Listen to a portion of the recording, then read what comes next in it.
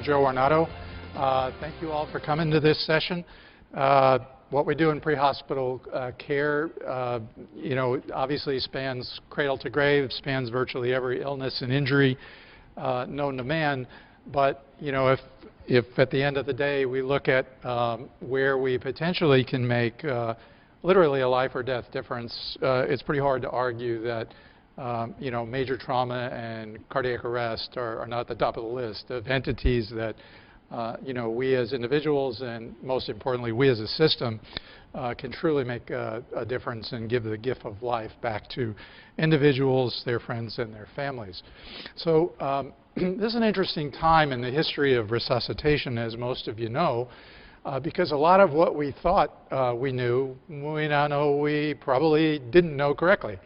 And so, if there's anything that we are all hopefully getting used to in the field of resuscitation recommendations, it's that the science is evolving very rapidly, and that what we thought was absolutely crystal clear, unmistakable truth yesterday, today is perhaps anything but that. And so, you can look at it from the standpoint of us all having to be frustrated by constantly learning and unlearning, various recommendations. But on the other hand, it's really an extraordinarily exciting time, especially for folks like myself that have been involved in this field for me back into the 70s, because I can, sort of share from a personal perspective, even this last 5 or 10 years, the rate of acquisition of knowledge and the great rate of acquisition of new ideas and technologies is actually increasing exponentially. And for the first time, there's real excitement about some of the improved results that we all are beginning to see. And of course, we're only just literally scratching the iceberg. So with that, what I thought might be hopefully of value and kind of fun to walk through will be some of the cutting-edge issues and controversies in particular in the field of resuscitation, both at the BLS and the ALS level. I'm going to start really at a level that probably all of you are very, very comfortable with, and that is talking a little bit about what we've, just summarizing what we've learned about the mechanics of high performance chest compression and CPR itself. But don't get fooled into thinking that that's really where I'm going with this, because it's just designed to sort of put a floor on where hopefully everybody is comfortable. And I'm then going to jump quickly into issues like, do ACLS drugs even make a difference? And I'll show you the reason why that particular issue is a controversy at present. I'm going to talk a little bit about what we currently know and don't know about the issue of hyperoxygenating, not just hyperventilating, but hyperoxygenating patients, and whether that's a good or maybe not such a good idea. And really try to spend a chunk of time talking a bit about what probably is the biggest buzz word topic in the hallways at meetings like this. And that is the whole issue of, should we keep cooling people in the field? And if so, when should we start? To what depth, if we're going to do it at all? Or should we even bother? And what I'd like to do is to very quickly bring you through what we know about each of those aspects and really try to show you where the field is going, and perhaps surprise you in that there are actually ongoing trials on issues such as cooling during resuscitation, where patients are actually being randomized. So that will lead into sort of the final piece, which is what technologies are out there that could actually allow us during arrest to cool, particularly target organs like the brain, very effectively within 5 to 8 minutes down to 33 degrees, and show you a little bit of the predicate as to why, in animal models at least, it appears as though that may be a very important window for optimizing the odds of an outcome. Well, this is an update on a sort of a bullet point that hopefully all of you make when you're back home trying to plead your case for more resources, either with your agency or with the public if you're at a volunteer agency looking for donations, and trying to stress why what we do in terms of public service and public safety is so incredibly important in terms of public health. You know, we've used for years the notion that you know, cardiac arrest just in the United States alone is the equivalent of multiple, in this case with current figures, 4 747 aircraft crashing and killing everybody on board every day of the year. That's like an incredibly stunning number, but it happens to be the real number. And you know, I think if we had that horrible kind of event occurring in this country or anywhere throughout the world, it probably wouldn't take very many days before the music would be stopped, there'd be a timeout, and there'd be massive emphasis on trying to figure out what on earth is wrong. We can't tolerate this kind of a problem. And yet the burden of cardiac arrest is really claiming that magnitude of human lives every single day. What's fascinating is that in the last 10 to 15 years, we found out that although we clearly understand we have a lot to learn and that there's a lot out there in the wilderness that probably is going to be beneficial in improving the odds of survival, but at the same token, we've learned that a lot of what we already know is actually capable of improving the odds of survival, but isn't being used equally either in all EMS systems or, in the case of this slide, by all of the hospitals to which we bring patients that get return of spontaneous circulation. Our colleagues, Peter Steen and his team in Scandinavia, were the first about 10 years ago to show that the variation in survival in out-of-hospital VF cardiac arrest was twofold, up to twofold different, depending on which medical center patients were brought to after they had ROSC, even though all of them appeared to be doing pretty similar post-resuscitation measures, including therapeutic hypothermia.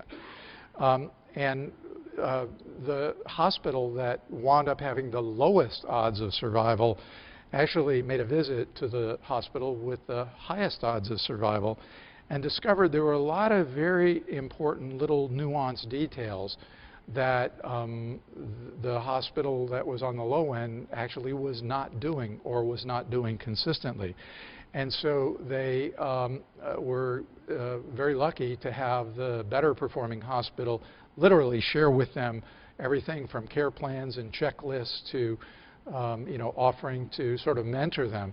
And within 1 year, their survival matched that of the highest performing hospital. And if you look in the literature, you'll see a before and after publication from that lower performing hospital, beautifully, beautifully documenting that you know, even if you sort of think you're doing the same motions, how quickly you do it, how expertly you do it, really does make a difference. And so even today, even though we have yet to have the magic wonder drug or the magic wonder device, even though we have plenty of things that are wonderful, you know, you understand what I'm saying. We don't have the magic bullet yet, if it even exists. But we do have a lot of things today that really do work. And it's a question of making sure we pay attention to them and that we set up our systems in a way that we can optimize their use.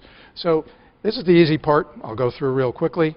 We know that CPR technique, and those of you that have taken the time to visit with the vendors, you'll see some wonderful, wonderful products and devices out there.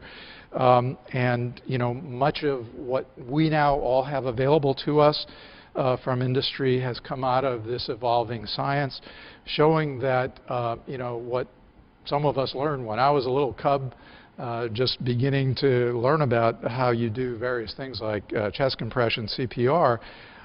You know, back in the kind of early days, we really didn't appreciate at all the importance of each of these factors. And now we, I think, better understand that they really, really, truly do modulate the odds of survival. Ben Abella, when he was at University of Chicago, he's now at University of Pennsylvania, was one of the many pioneers that began to look at this science about 10 years ago. Ben was the first with his team at University of Chicago to look at in-hospital arrest and show that the chest compression rate being performed on the floors when somebody would code really had a significant effect on the likelihood that they would get ROSC and make it out of the hospital. Those that had very few effective compressions per minute had a much lower odds of survival than those that had 80, 90, 100 compressions per minute. Again, this is something all of you with the 2005 and more recently 2010 guidelines hopefully can see very, very clearly. The science is pretty consistent. What is also consistent is that for years we talked about in adults compressing the sternum 1.5 to 2 inches. That was a kind of rabbit out of a hat number that came from the early days of chest compression back in the 50s and 60s and kind of stuck. But it was very clear that if you look at animal models and more recently in humans, that provided you can safely apply extra energy to the chest, particularly if you can distribute that energy to a greater surface area, as in some of the mechanical devices that are out there, that there is in fact a relationship that continues to improve the odds of survival, the arterial systolic pressure, and the systemic flow as measured by such things as continuous end-tidal CO2 that improve blood flow and the actual odds of survival, as in this study from the Resuscitation Outcomes Consortium, when you don't limit yourself necessarily to 2 inches maximal sternal compression. And that's why in the 2010 AHA and ILCOR guidelines, we changed the recommendation to at least 1.5 to 2 inches sternal compression. Tom Afterheide and his team from Medical College of Wisconsin in Milwaukee, and Paul Pepe and his group in Dallas at Parkland, UT Southwestern, almost simultaneously put on the map the whole concept of making sure we get a full chest recoil on the upstroke of compression. If we don't, we keep energy in the chest, we keep positive pressure in the chest during the upstroke. That blocks, to some degree, venous return into the right heart. And if you don't adequately fill the right heart when you deliver your next compression, your stroke volume is going to be reduced. And so it turns out that if you don't have full chest recoil, you actually compromise your cardiac output and your systolic pressure, neither of which, of course, is a good thing. Dimitri Yiannopoulos, who's now in Minnesota, used to be at Hopkins when he did this work. Dimitri's a cardiologist, and he instrumented 9 large pigs, and he was able to develop a reproducible ventricular fibrillation model in these animals. And once again, he showed that coronary perfusion pressure and cerebral perfusion pressure is lower if you don't have full chest wall recoil. So the science was really pretty clear. You all probably by now are familiar with the term chest compression fraction. There are other terms that some of the articles have used and some of our colleagues in industry have used for their proprietary software and hardware devices. But either way, it basically refers to the percent of time in the course of a minute that you're actually pumping on the chest as opposed to having pauses. And some of you know I'm the co-chair of the NIH Resuscitation Outcomes Consortium, wonderful team of researchers and clinicians and EMS crews in the US and Canada that are doing some really top-notch out-of-hospital randomized clinical trials. This is one of the papers from our registry data. It's called Epistry, in which we were able to show with the Resuscitation Outcomes Consortium data that actual pre-hospital ROSC goes up significantly as you increase chest compression fraction and as you decrease pauses. Carl Kern at the University of Arizona, interventional cardiologist, shared with many of us about 10 years ago this particular case and this particular slide which is a patient in the cath lab undergoing routine coronary angiography, was having a STEMI. They had all the catheters in, and lo and behold, the guy suddenly goes into ventricular fibrillation. So as they're grabbing the defibrillator, getting it warmed up, they're pumping on the chest. This is right before the 2005 guidelines, so we were still doing 15 compressions, 2 ventilations. And this is systolic pressure, this is diastolic pressure, and in the black here, this is coronary perfusion pressure. This is the pause during which 2 ventilations are done. And what you see graphically in a human is that after the last compression, in just a couple of seconds pause for 2 ventilations, the coronary perfusion pressure drops in half. And most importantly, when you start compressing the chest again, it takes about 6 or 7 or 8 compressions before you start to develop a steady state in coronary perfusion. And then when you then pause again, down you go. So it's like trying to climb a ladder, and just when you get almost to the top, you kind of pause and you'll go all the way back down to the beginning again. Well, it's actually worse than that, because it isn't just pressure that drops, it's actual flow. This little video is from a paper our team published back almost 20 years ago, when we were actually looking at the same phenomenon in humans. We were putting transesophageal echo probes into the esophagus during ongoing CPR in patients who we couldn't restart in the field or in the ED. And you can see on this graphic, this is the right atrium, this is tricuspid valve, this is right ventricle down here, this is the ventricular septum, this is left atrium, mitral valve, and left ventricle. And this is actually a video, and I'll turn it on in just a second.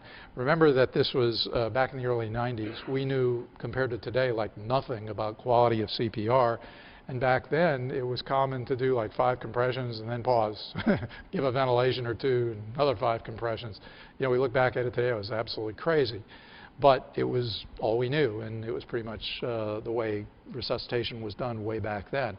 What I want you to pay attention to, though, is when the video starts, we're going to have a very long pause, actually. The rhythm was being checked. And you're going to see that in the ventricles and in the atria, there is this whitish stuff. And in the echocardiography world, we actually call it smoke. It really isn't smoke. It's actually the echo energy, the ultrasound energy bouncing off of red blood cells that are really not moving. And so what you wind up with is what looks like contrast. And so it's able to actually show the blood in these chambers, and you'll actually see, because the heart's not moving and we're not pumping on the chest, the blood is just kind of swirling around and not being ejected out the pulmonary artery or the aorta. Well, as the video progresses over a few seconds, you're going to see we had a mechanical device on this patient. Some of you old enough to remember the thumper back in those days. That was all that was out there. And when we start the thumper, it pushes on the sternum, which is here, and it squeezes the right ventricle and the right atrium. And you'll see within a couple of compressions, the right side of the heart turns black, because the red blood cells that were motionless start flying out the pulmonary artery, and they start to circulate through the lungs. But what I want you to pay attention to is it takes 7 or 8 or 9 compressions before you start to see blood flow making it around the pulmonary circuit into the left atrium and left ventricle. So what I'm trying to do is to kind of give you Superman, Superwoman X-ray vision. So on the next resuscitation you do, you hopefully can keep this video in mind. And remember that when you start to pump on the chest, you're really not getting effective systemic pressures or flow until you get to 6 or 7 or 8 continuous compressions in a row. That's the whole point. And that every time you pause, you go way back down to the beginning again. You have to start the cycle. So let's see what the video actually looks like. And if I can just push the right button here. There we go. We're at a pause. And you can see there's basically PEA down here on the ECG, but the ventricles are really not moving. Now, RV, right atrium turn black. But look, the left atrium, it'll cycle through, and you know, hopefully you got the idea that you know, you really do have to maintain as much continuous compression as possible, and that pauses are a bad thing. Again, from the Resuscitation Outcomes Consortium team, this is looking at the pre and the post shock pause in a patient in ventricular fibrillation, and basically what Dr. Cheskes and his team showed was that if you have a significant pause before you deliver a shock, and/or a significant pause after the shock until you resume chest compression, those are not good things, and that you actually decrease the odds of return of spontaneous circulation. And 2010, and particularly the 2010 guidelines and probably the 2015 guidelines, will continue to emphasize these principles. Now, in 2005, we made a lot of revelations about the physiology of resuscitation, and one of the important sort of discoveries in the 4 or 5 years between the 2000 and 2005 guidelines was the concept that when we have prolonged pauses and we don't have effective CPR, particularly if the heart is fibrillating, the cells are burning up ATP. And even if you do reasonable chest compression, you're only, on a good day, probably delivering 25–30% of normal blood flow back down the coronaries. And so it's a losing battle. At best, maybe you'll slightly increase the level of myocardial ATP with well-performed CPR, but you're probably not going to come close to bringing it back up to normal. Why? Because the fibrillating myocardium actually eats up ATP at the same rate per minute as does the myocardium if it's in normal sinus rhythm. Dr. Chuck Brown, back in the early 90s when he was at Ohio State, made that discovery in a pig model. And so we, in 2000 to 2005, basically realized that there is a visual correlation between, in a patient who's in ventricular fibrillation, the amplitude, the so-called coarseness of the VFib, and the likelihood that you have reasonable or not such reasonable ATP stores in the myocardium.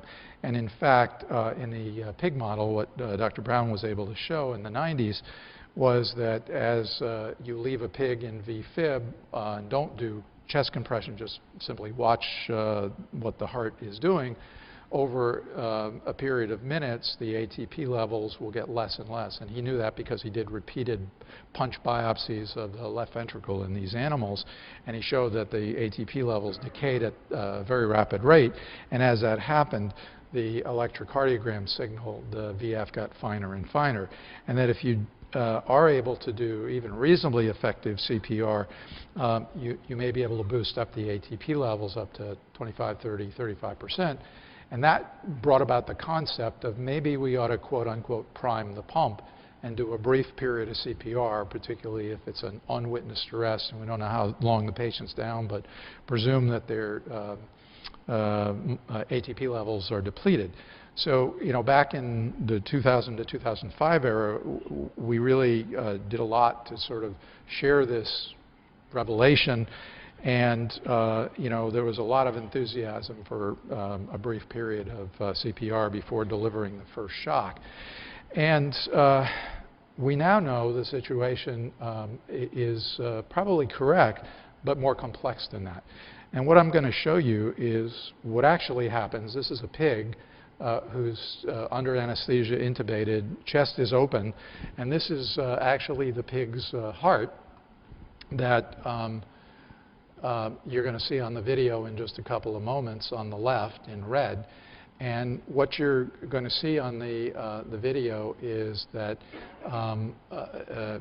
it's about a 5-minute video, but I don't have 5 minutes to show you the video, so I've compressed it and sped it up so it'll play in about 10 to 15 or so seconds.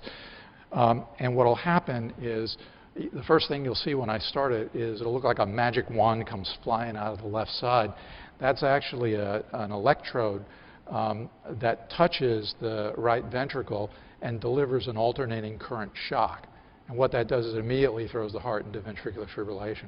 And so what you're going to see is that right ventricle, which is on the lower right-hand side, is going to immediately fibrillate, as is the left ventricle, which is obviously to the left. You can see the apex down the bottom. And this is going to be about a 10, 15, 20-second video, but it's actually taking place over 5 minutes. No chest compressions being done. And during this time, what you're going to see is the right ventricle is going to continue to get bigger and bigger and bigger. And by the time it's done, it's like 2.5 times the normal size. And Stig Steen in Lund, Sweden, was kind enough to share these videos with me to be able to share with you. And what Stig discovered was that venous return continues during just static ventricular fibrillation enough that unless it's otherwise checked, the right ventricle will literally overfill. And on the second video, what you're going to see is actually continuation of the first. And I'll show you what happens when you actually start resuscitation. So let's get the first one started. There we go. Now we're fibrillating. You can see in the upper part, the atria are actually still contracting, but that RV is getting the size of a football. And it's starting to turn blue. Can you all see that? As it's getting more and more ischemic, because obviously there's no effective circulation. And the fibrillation is getting finer and finer to the point where you can see it's pretty much asystolic. And this is by 5 minutes.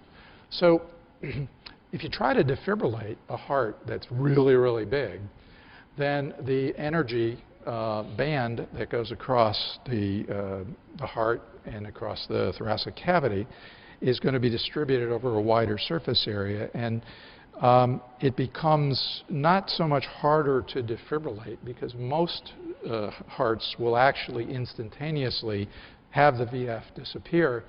But if you've got a very dilated right and or left ventricle, what will typically happen is virtually instantly refibrillation will initiate and then immediately spread throughout the myocardium. There's some elegant work that was done in the late 80s, early 90s at Duke that actually showed that that's exactly the sequence that typically takes place, at least in animal models, where they put hundreds of electrodes on a pig heart and actually went through this sequence and saw that it's usually not refractory VF as much as it is instantaneously recurrent VF. So now we've got a big dilated heart that's got very fine ventricular fibrillation. We've done no CPR to it at all. And what happens if you try to shock it? Well, this is what happened when Dr. Steen tried to shock the fine V-fib. You're going to see he's going to put paddles in the chest. And the jumping around, by the way, is still the atria that are beating. And that shock did absolutely nothing. The ventricles are still static. So now what Stig does, you'll see his hand come in here, his gloved hand. He's doing chest compression.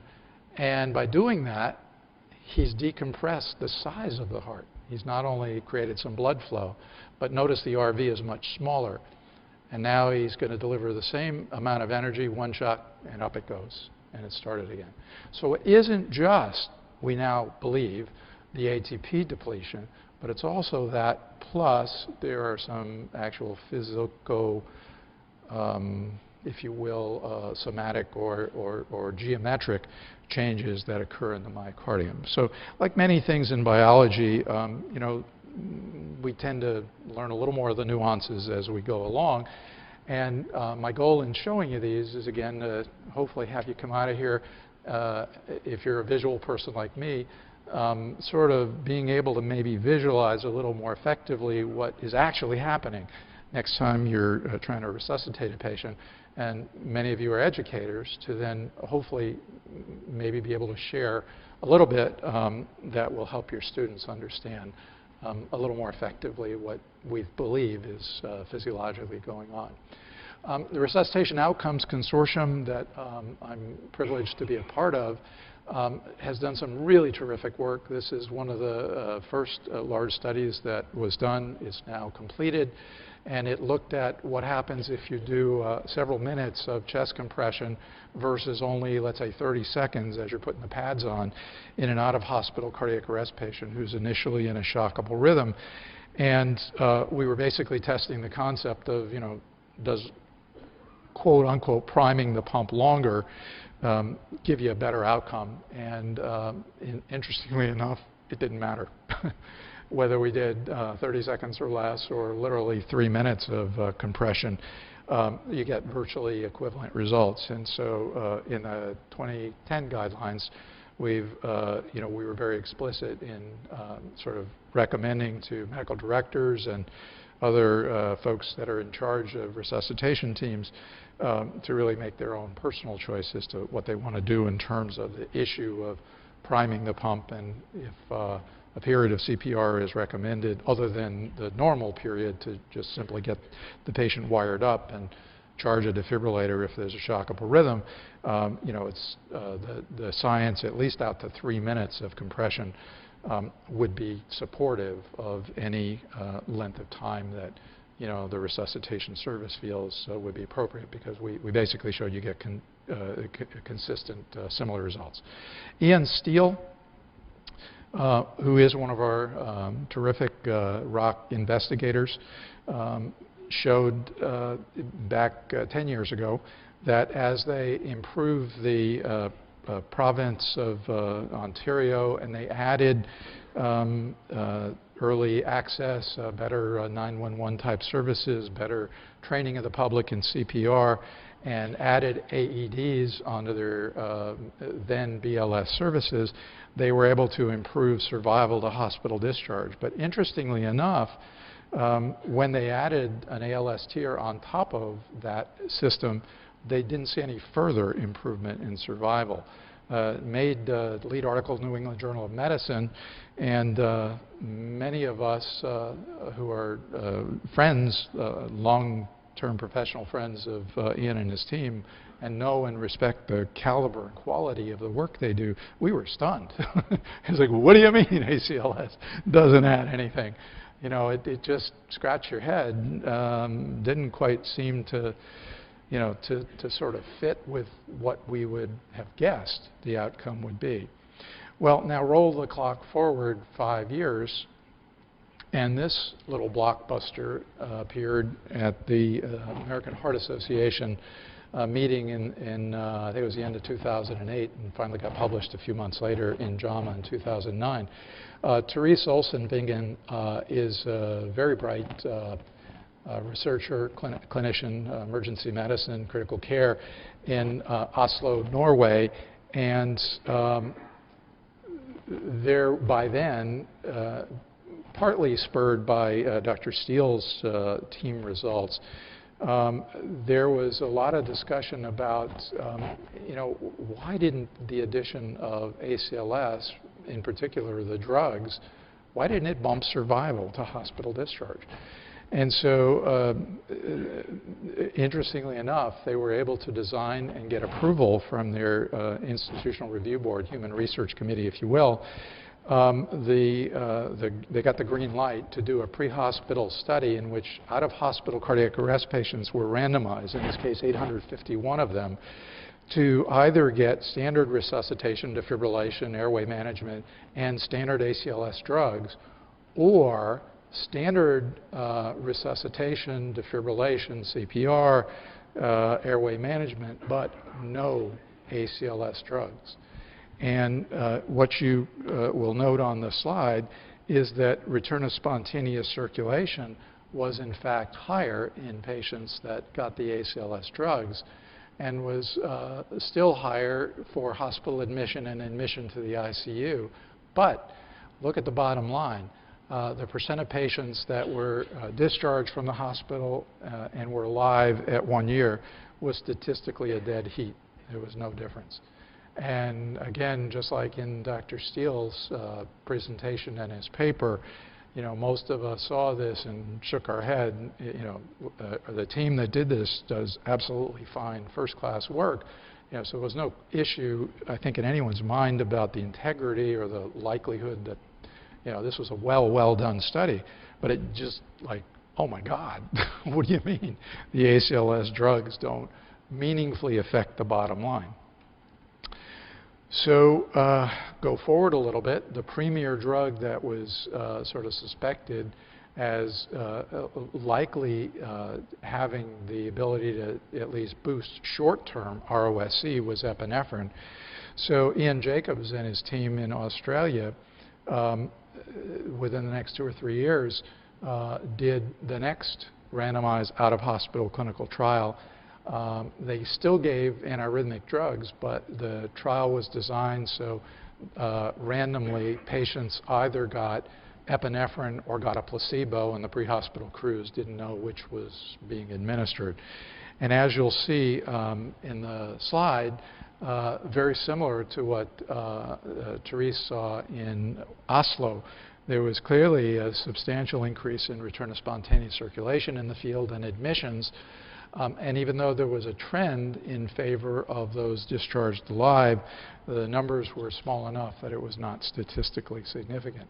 So once again, essentially got the same result, that epinephrine, albeit to the naked eye, we restart more people, we can sort of see that effect in our work in the field. But what really matters is how many make it out of the hospital. So along come our colleagues in Japan who have set up a national registry in which all cardiac arrests go into a large computer database. And they're sort of the 800-pound, if you will, mammal in the room that has this incredible power, and they're doing just amazing work with their database systems. In this case, they retrospectively, these are not randomized, but they retrospectively analyzed 417,000 out-of-hospital cardiac arrest cases. And they did this, they did a before and after. Before, when the medics in the field had the ability to do CPR and defibrillate, but weren't yet given epinephrine. They sort of phased in their resuscitation system as a country. And so they looked at a before and after epinephrine was added. And with 417,000 patients, they got virtually the same results as the other sites that I talked about. And you can see on here basically what they found was they had improved return of spontaneous circulation when epinephrine was given. But when they looked at 1-month survival and neurologically intact survival as scored by what's called the CPC scoring system, not only was there not an improved outcome with epinephrine, but in this large retrospective analysis, it was actually a worse outcome in survivors. And so it's raised the whole issue of what the heck should we do about epinephrine? And at the 2015 guidelines, it's going to be very interesting to see what winds up happening. The Resuscitation Outcomes Consortium has a design team that is currently actively putting together a protocol for which we'll be seeking NIH R01 funding to actually test different doses of epinephrine, probably given as an infusion, in out-of-hospital cardiac arrest. ROC randomizes up to 20,000 out-of-hospital cardiac arrest patients per year, or has the ability to, has a big enough footprint to be able to manage roughly that number of patients per year. So, assuming we get funded, hopefully that will happen. Within the next several years, we're hoping to shed some light on this issue with a true randomized trial. God willing, that may be one of the next most important large trials to help us understand whether we should be giving epi at all or whether we ought to be giving a lower dose perhaps. Now, currently, there is a very exciting trial that is underway by the Resuscitation Outcomes Consortium called ALPS. And it's actually testing a related issue, which is, do antiarrhythmic drugs actually help do nothing or harm in patients with recurrent or refractory ventricular fibrillation out of hospital?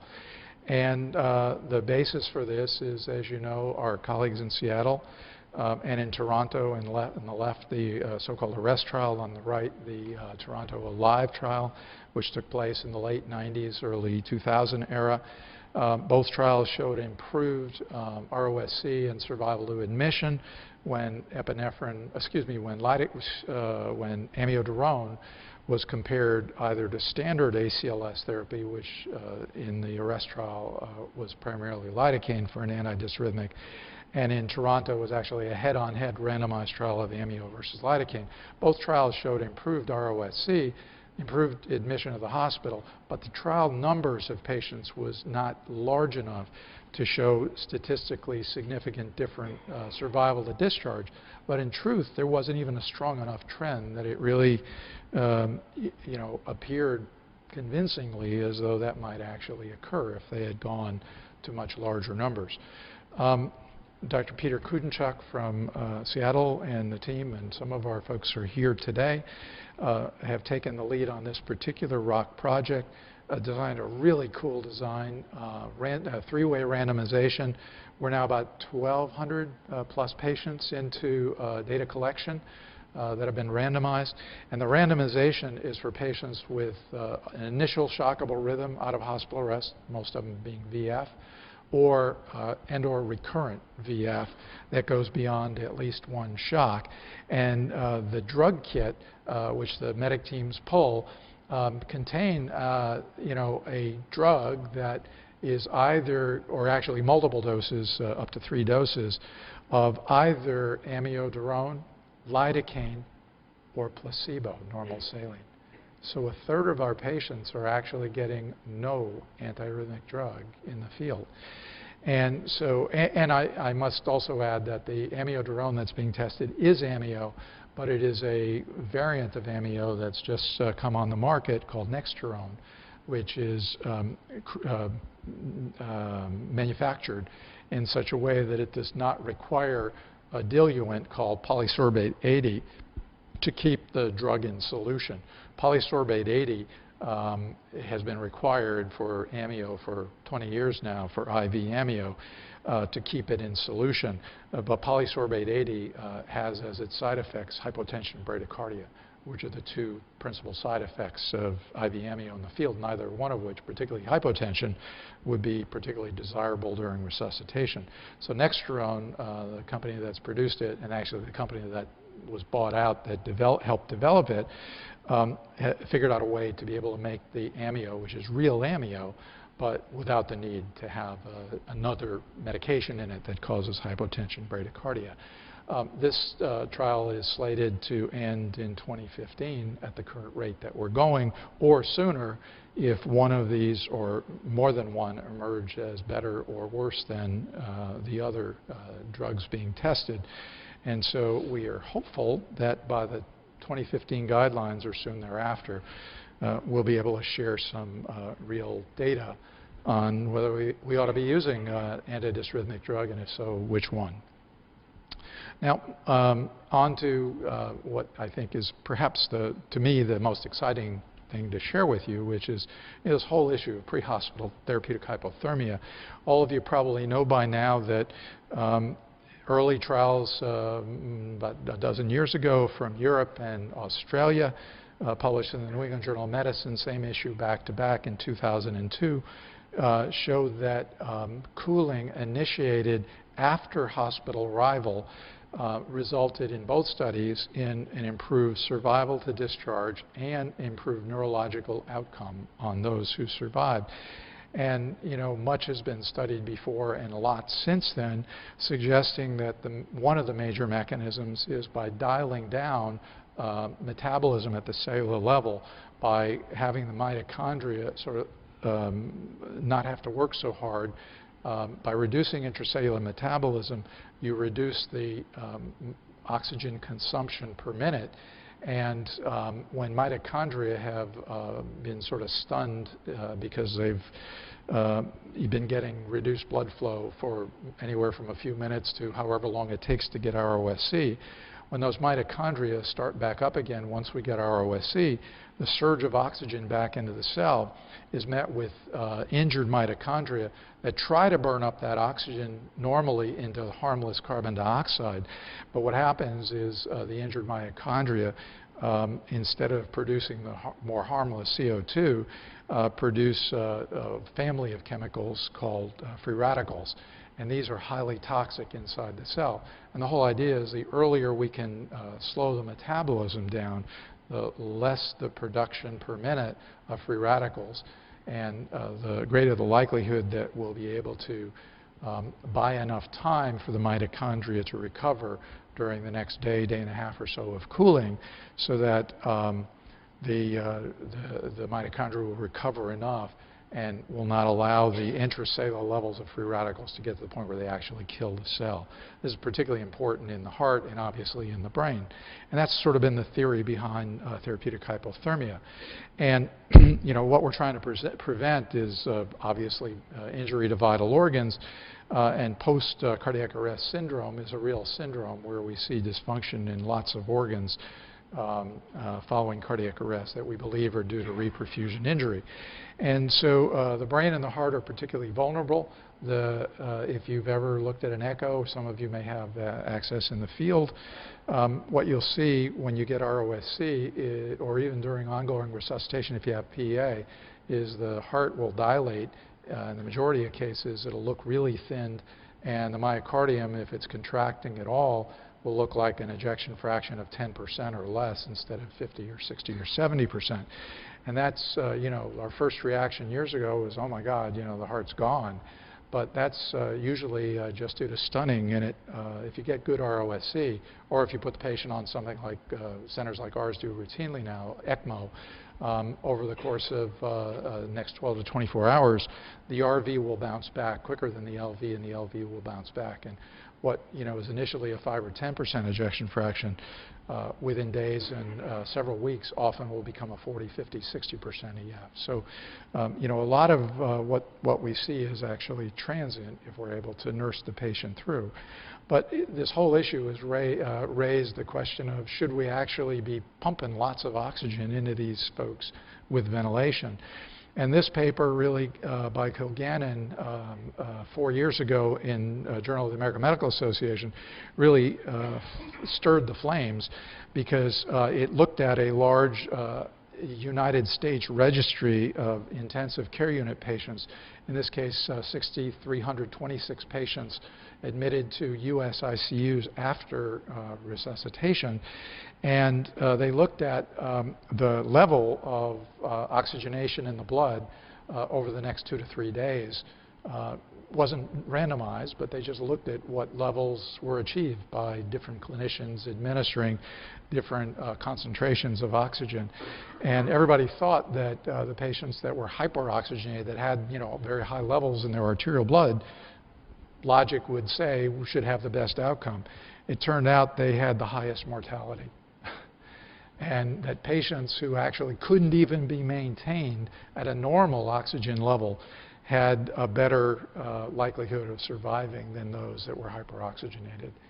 And again, stirred a lot of controversy, but kind of makes sense physiologically, because in this post-ROSC time period of hours to a few days after our resuscitation successfully, you know, essentially we're in the stage where reperfusion injury and free radicals are forming, and you know, giving a lot more oxygen than is necessary appears to be akin to throwing gasoline on a fire.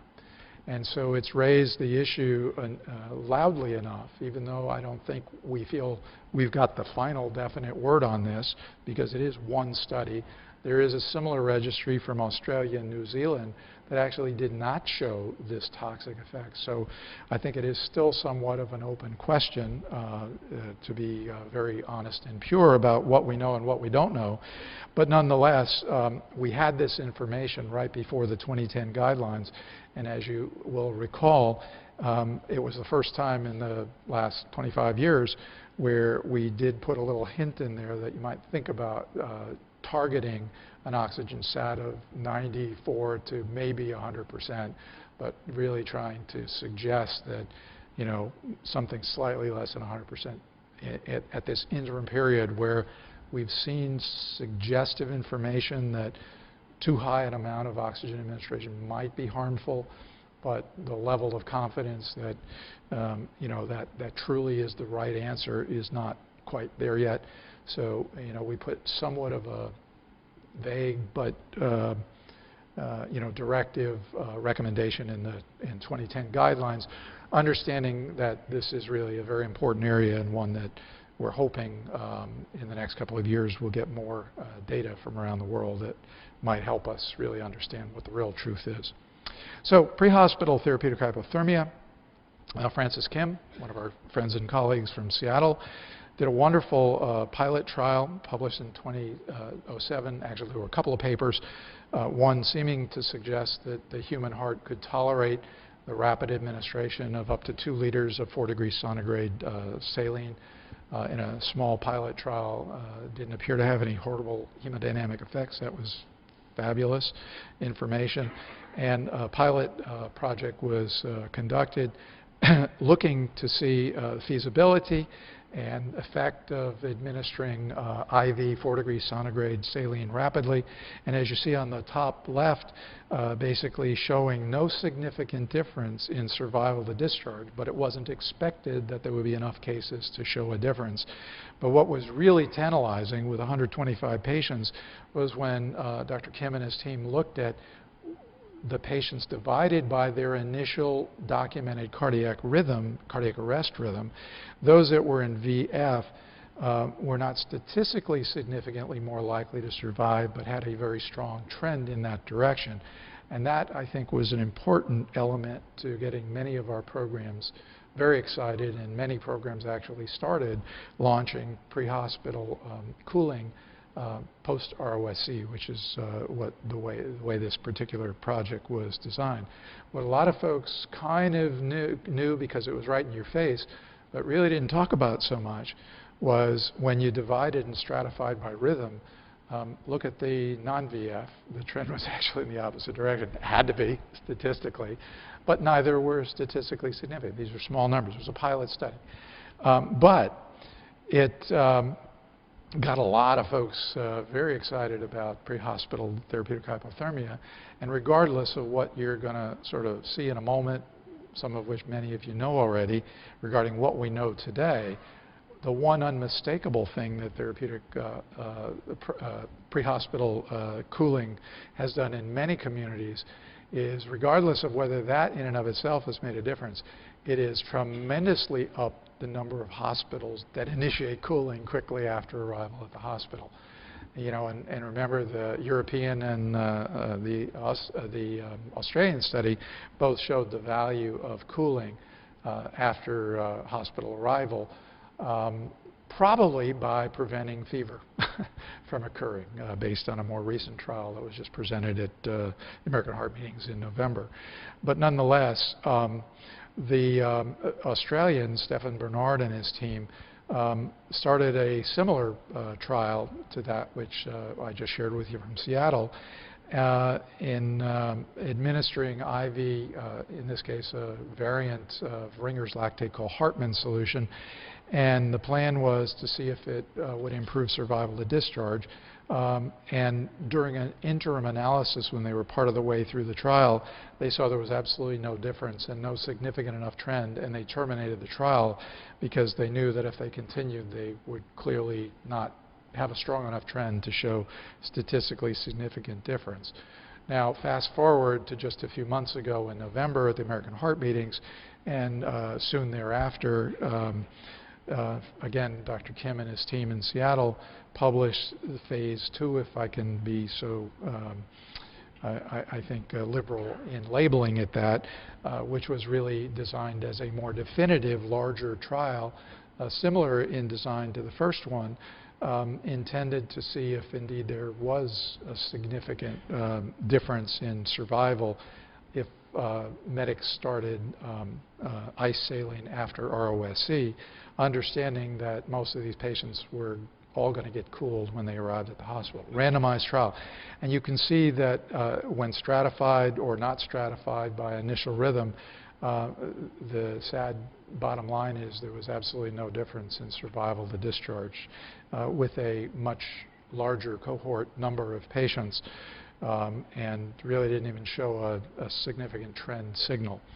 What was also discovered, despite the pilot data, was that patients who had therapeutic ice saline started post-ROSC had a statistically significant increase in the likelihood of rearrest on transport to the hospital, and a higher prevalence of pulmonary edema on the initial chest X-ray, and a higher percent of patients who clinicians at the hospitals gave Lasix to, because of the physical findings in primarily chest x-ray.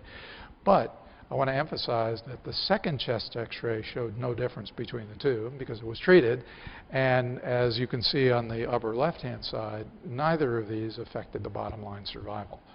But nonetheless, you know, the best you can walk away from this concluding is very well done study by the best in the business, showing, surprisingly, sadly, no benefit to pre-hospital ice saline initiated after ROSC, and for some intermediate endpoints, like on the lower right, some evidence of not such good things, even though transient and even though not affecting the bottom line. And so, you know, many programs that have been cooling pre-hospital post-ROSC, some are continuing, some just anecdotally from colleagues, friends, have basically said, why are we continuing to do this? And some are no longer doing it. The interesting thing is if you look at animal studies that have been done since Peter Saffar's first work in the late 70s, pretty convincingly and consistently, and you're not going to be able to read that, but I showed you this because this is just a dozen of the representative studies that are out there that have looked at cooling initiated during ongoing CPR before ROSC. And pretty convincingly, in various animal models, anywhere from mice all the way up to, believe it or not, primates, most of these studies were in dogs or in large pigs, they pretty convincingly show that cooling during ongoing resuscitation makes a substantial difference. It improves the rate of ROSC for sure. It preserves myocardial and cerebral function, and in short-term, meaning several-day survival in animal models like dogs and pigs, there are pretty consistently improved outcomes. What's fascinating is that there are several models that looked at initiating therapeutic hypothermia minutes after ROSC versus roughly 2 to 4 hours after ROSC, which is typically what occurs if you don't start it in the field, you bring a patient to a hospital. And what's fascinating about these models is they show that if you start treatment and you drive the temperature down about 1 degree centigrade during resuscitation before ROSC, you tend, in virtually all of them, regardless of endpoint, to see an improved outcome. But if you delay the initiation of therapeutic hypothermia, the magic number is 20 to 30 minutes. If you start then you get no additional boost in any of your outcomes versus if you start it 2 to 4 hours later. Now, why? I don't think anybody really knows. I certainly don't know, and I keep up pretty closely with this literature. I think most of us believe there are probably at least multiple mechanisms physiologically that are at play here. But nonetheless, I think it's really kind of interesting that the animal models for almost 20 years now have really pretty much been spot on in this particular case versus what we are now seeing as really top-notch clinical science from some of the really truly great centers throughout the world and certainly in this country. I also wanted to show you that there are half dozen studies that have looked at therapeutic hypothermia, most of them pilot studies, during resuscitation. And again, I've chosen these because they're pretty much what's out there in the recent several years. And as you scan through them, and particularly as you look at them, you'll see that there are surrogate intermediate endpoints, but they clearly tend to be favorable. So, you know, I think there's at least an open question. I certainly think, you know, starting after ROSC, I think that's been convincingly answered by Dr. Kim and his team. I think what's clearly up for grabs is, does it make a difference if you start even earlier than that during ongoing resuscitation? And to that end, most people don't know that this trial actually exists. One of our dear friends, Stephen Bernard, who I mentioned earlier, and his folks in Australia, are actually conducting a trial called a RINSE trial, which is randomizing patients to get cooling started during ongoing out-of-hospital resuscitation. Ongoing, don't have any answers at all, but I think very clearly, the concept in this particular trial is one that all of us are looking at very, very closely. Finally, some of the work that our team is doing that we presented at the Resuscitation Science Symposium. We had 9 papers that we presented, several in collaboration with our friends and colleagues at Harvard, University of Pennsylvania, and University of Pittsburgh. And this is one of the projects that our center, Virginia Commonwealth University in Richmond, took the lead on. We cool a lot of patients. We're a regional post-resuscitation center. We put a lot of folks on ECMO these days. We cool 80, 90, 100 a year on average. And our survival for those that are in our program amazingly runs about 52%. Now that's a very select group because they obviously have to have ROSC in the field, they have to be stable enough, et cetera, et cetera. So don't be deluded into thinking that we're busting the curve wildly. What we're seeing is actually very, very similar to what similar centers are seeing throughout the US and throughout the world when you look at the patient population that actually makes it into the hospital and qualifies for therapeutic hypothermia in the hospital. That's not the point. What is the point is that one of the things that our particular program has really focused on for the last 7 or 8 years is partnering with our brain injury rehab folks. We do very, very intensive brain and neurologic, neuropsychiatric testing on all of our survivors. We now have 350, 400 of these folks in the last couple of years who've made it to discharge and who have undergone exhaustive neurologic and neuropsychiatric testing. This particular report is on 155 of them where we had very standardized testing by neuropsychologists. And we do a 2-hour battery of tests on the day of discharge. And about 2 months later, we bring survivors back for 8 hours of neuropsychiatric testing. So we have very standardized testing that's done. And what I'm really getting at, we have lots of data, but I'm just going to sort of show you this table. The 2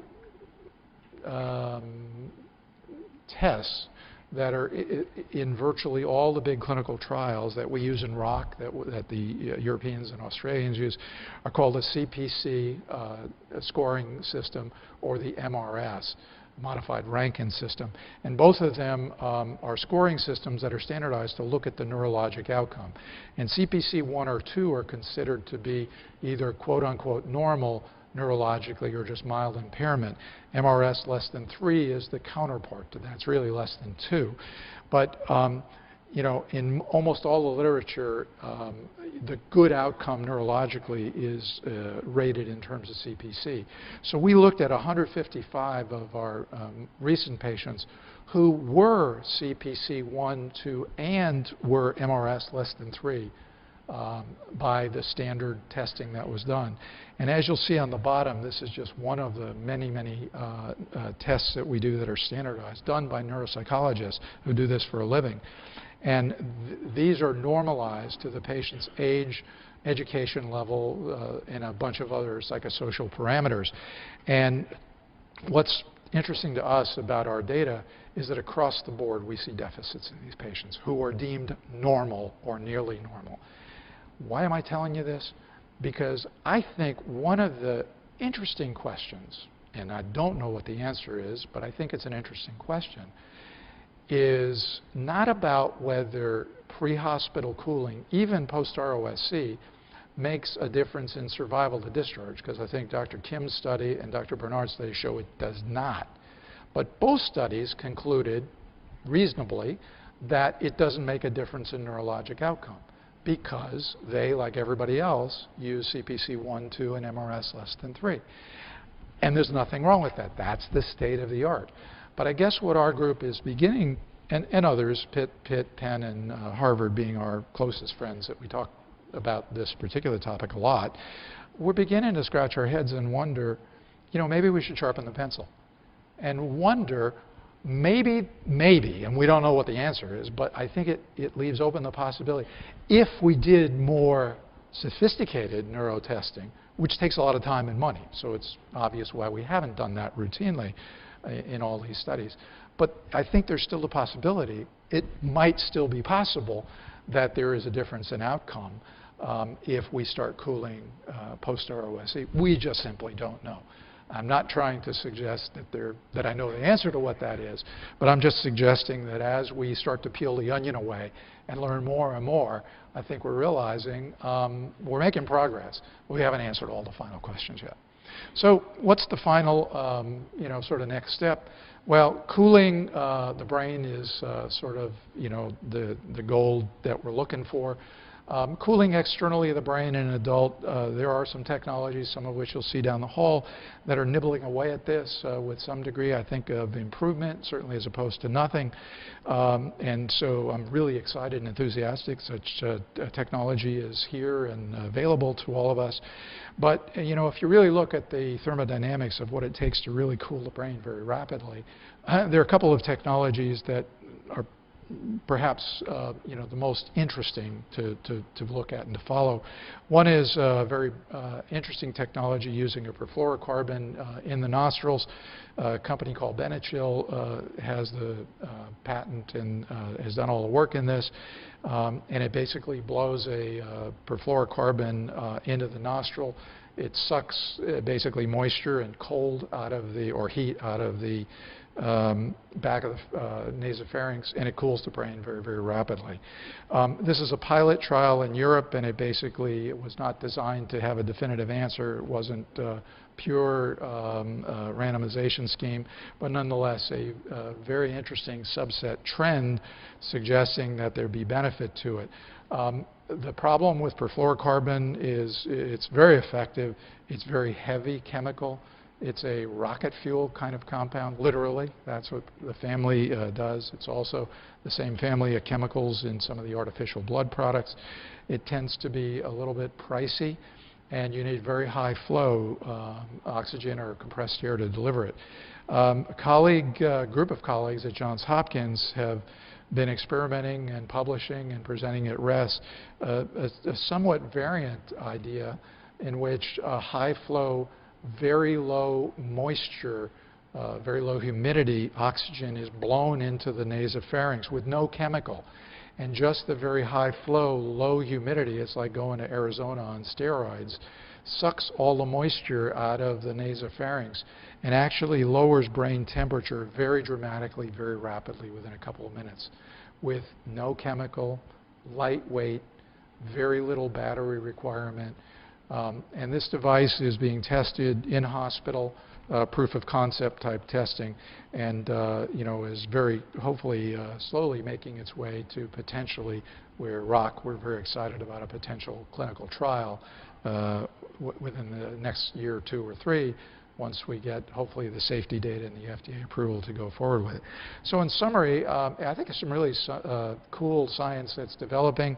I hope I've shared with you some of the controversial areas, brought you up to speed on all the buzz about the ACLS drugs, told you a little bit about what ROC's been up to, in particular the ongoing projects, and tantalize you, I hope, a little bit about this whole issue of pre-hospital therapeutic hypothermia and the fact that although we've turned a couple of pages in the novel and actually gone a couple of chapters deeper into our understanding of the importance, potential value or lack of value of pre-hospital cooling, I think clearly we're not up to the last chapter by a long shot. And I think we have a great deal to learn, and I'd be shocked if in the next couple of years we didn't find that some of the stuff that today looks crystal clear may turn out to be not quite so clear, as the studies that are ongoing are going to move forward on the shoulders of the terrific work that's been done to date. So I thank you all for coming. I don't know that we have any more time for questions, but I'll catch you in the hallway. If there are any questions, we have to free the room for the next group. Thanks so much.